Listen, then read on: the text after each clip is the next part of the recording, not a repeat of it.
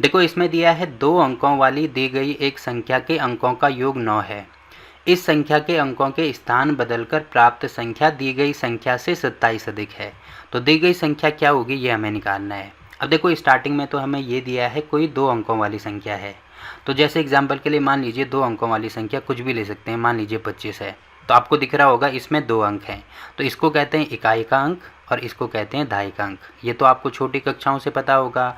अब देखो ये जो संख्या हमें इसमें दी है, इसमें न तो हमें इकाई का अंक पता है न दहाई का अंक पता है। तो इसको हम अपनी तरफ से कुछ मान लेंगे। तो यहाँ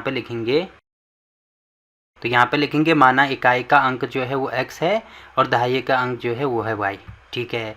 अब देखो इसमें क्वेश्चन में हमें दिया है कि 2 अंकों वाली दी गई एक संख्या के अंकों का योग। तो अंकों का योग मतलब इकाई का अंक हमें दिया है इसमें x है, दहाई का अंक हमें दिया है इसमें y है।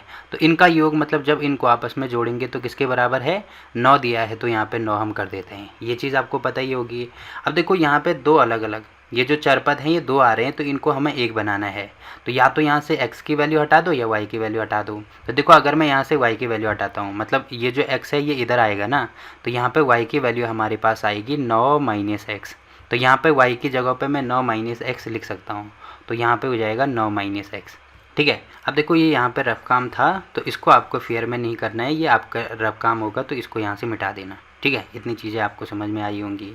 अब देखो क्योंकि देखो इकाई का अंक हमने x माना है, दहाई का अंक हमने y माना है। तो मान लीजिए वो संख्या जैसे एग्जांपल के लिए हमने 25 मानी थी ना, तो इकाई के अंक में देखो यहाँ पे x है और दहाई के अंक में यहाँ पे y है। मतलब वो जो संख्या होगी उसको मैं yx ऐसे ले सकता हूँ क्या, बिल्कुल लिया जा सकता है।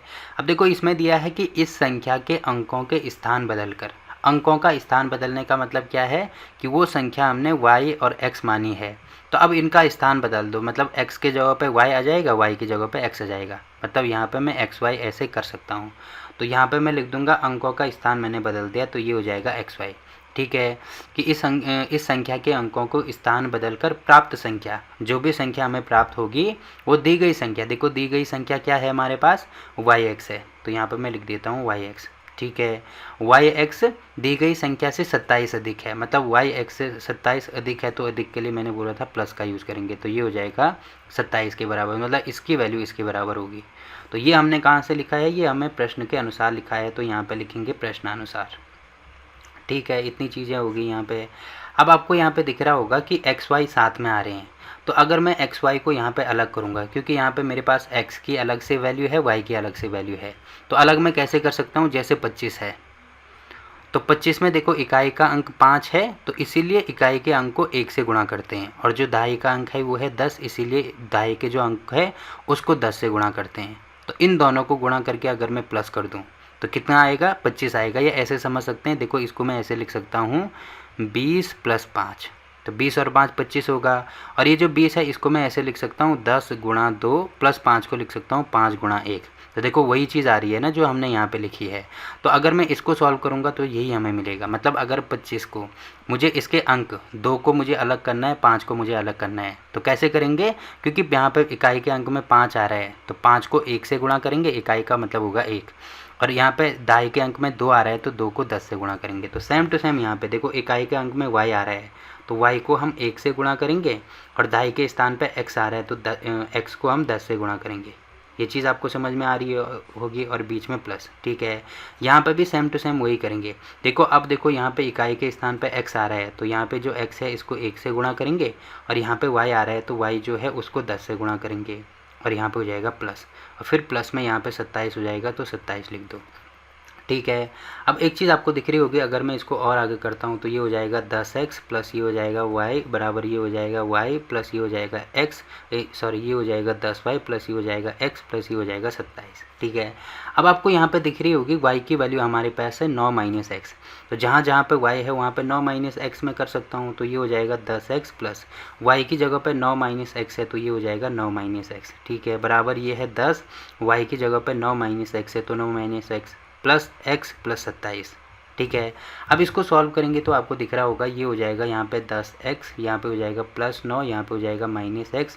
अब 10 का गुणा यहाँ भी होगा, यहाँ भी होगा, तो ये हो जाएगा 10 × 9 माइनस 10 × x। ठीक है, प्लस ये हो जाएगा x प्लस ये हो जाएगा 27।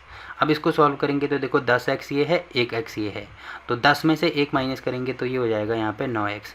अब 9 यहाँ पे भी है तो प्लस में 9। अब यहाँ पे आपको दिख रहा होगा 10 गुणा 9, तो 10 गुणा 9 ये हो जाएगा 90, ठीक है। फिर आपको दिख रहा होगा ये यहाँ पे 10x है, यहाँ पे x है, तो यहाँ पे हो जाएगा 9x, ठीक है, क्योंकि 10 में से 1 माइनस करेंगे तो 9 होगा। अब बड़ा नंबर 10 है तो इसके साथ में माइनस है, तो यहाँ पे भी माइनस। फिर यहाँ पे देखो 27 है तो प्लस में 27 कर दो। अब आपको दिख रहा होगा चरपद और अचरपद ये चीज़ होगी। तो चरपद यहाँ पे 9 दिख रहा है, यहाँ पे 9 दिख रहा है, x मतलब x दिख रहा है, यहाँ पे भी x दिख रहा है, तो इस x को इधर लेके आएंगे तो यहाँ पे बचेगा हमारे पास 9x, यहाँ पे माइनस 9x है, इसको इधर लेके आओ तो ये हो जाएगा प्लस में 9x बराबर। अब ये 90 है, ये 27 है, तो इन दोनों को जोड़ेंगे तो यहाँ पे हो जाएगा 7 9 10 11, ये हो जाएगा 117। अब देखो ये जो 9 बचा इसको इधर लेके आएंगे तो यहाँ पे हो जाएगा -9, ठीक है। अब अगर मैं इसको सॉल्व करता हूँ तो 9 और 9 कितना हो जाएगा 18, तो 18x बराबर 117 में से 9 माइनस करेंगे तो कितना हो जाएगा ये हो जाएगा लगभग 108 के बराबर, ठीक है। तो 108 के बराबर आ रहा है, तो x की वैल्यू अगर मुझे निकालनी है तो ये हो जाएगा 108 और 18 को नीचे लेके आएंगे। अब इसको 18 से काटेंगे तो यहाँ पे कितना आएगा हमारे पास 6 आएगा, तो x की वैल्यू हमारे पास आ गई 6, ठीक है। अब देखो x की वैल्यू हमारे पास आ गई, तो यहाँ पे इकाई के अंक में हमने x माना था तो x की जगह पे 6 आ गया, और दहाई का स्थान पे देखो यहाँ पे 9 माइनस x था, x की जगह पे 6 है तो यहाँ पे 6 हो जाएगा, तो 9 में से 6 माइनस करेंगे तो यहाँ पे हो जाएगा 3। तो वो संख्या क्या हो जाएगी हमारे पास, इकाई का अंक। देखो इकाई का अंक हमारे पास है 6 और जो दहाई का अंक है वो है हमारे पास 3, तो लास्ट में लिख देंगे, अतः वो संख्या हो जाएगी 36, ठीक है। क्योंकि देखो ये होता है इकाई का अंक, ये होता है दहाई का अंक, ये वो संख्या हमने ये वाली मानी थी ना, तो x की जगह पे 6 हो जाएगा, y की जगह पे 3 हो जाएगा, तो यहाँ पे लास्ट में ये भी लिखना, अतः वह संख्या बराबर 36, ठीक।